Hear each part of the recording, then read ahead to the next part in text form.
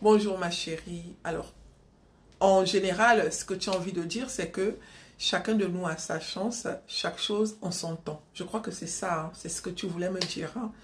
Je suis d'accord avec toi, effectivement, étant donné que on n'est pas tous nés le même jour, ni à la même heure, on ne va pas tous mourir au même moment, donc forcément, chacun de nous a sa chance. Il y a aussi un adage qui dit que ce que femme veut, Dieu veut. Mais ce que Dieu veut, femme s'en fout. Je ne sais pas si tu comprends le message. Ça veut dire qu'une femme, quand elle veut d'un homme, elle va miser tout ce qu'il faut sur l'homme pour l'avoir. Elle va faire tous les sacrifices pour avoir l'homme. Elle va se faire petite au point de se faire humilier pour rester avec l'homme.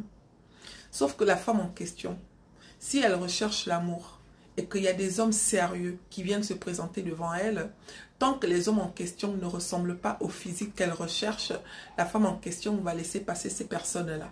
Oubliant que des fois, parmi les personnes qu'elle refuse là, l'homme de sa vie est parmi.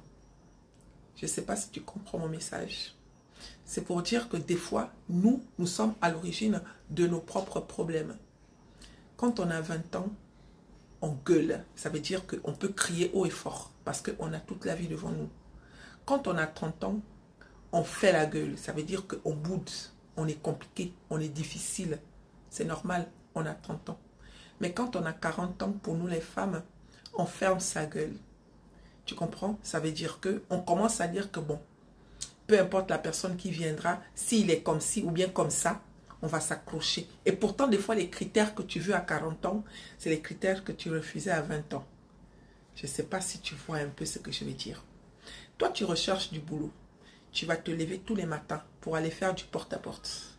Moi, je recherche du boulot. Je vais rester allongée parce que je me dis que Dieu est grand. Le Dieu en question, c'est le même Dieu que toi, tu pries. Pourquoi toi, tu te lèves, tu vas chercher du boulot et moi, je reste à la maison en disant que Dieu est grand? Tu vois bien qu'il y a un problème. Si Dieu doit privilégier quelqu'un entre toi et moi, c'est qui? Je pense que c'est toi qui dois privilégier en premier. Pourquoi? Parce que tu fais ce qu'il faut. Tu mets les moyens en pratique, tu multiplies tes chances. Quelqu'un qui recherche l'amour, il est assis à la maison H24. Pourquoi? Parce que Dieu est grand. L'autre, il va sortir. Des fois, il va même faire des choses qui ne se font pas. Des fois, il va aller dans des endroits où il va même mettre sa vie en danger. Pourquoi? Parce que pour lui, si je ne multiplie pas mes chances, je n'aurai pas. Si Dieu doit privilégier quelqu'un entre ces deux personnes, moi, je pense que Dieu va privilégier celui qui sort. Tu comprends, ma chérie? Donc, voilà.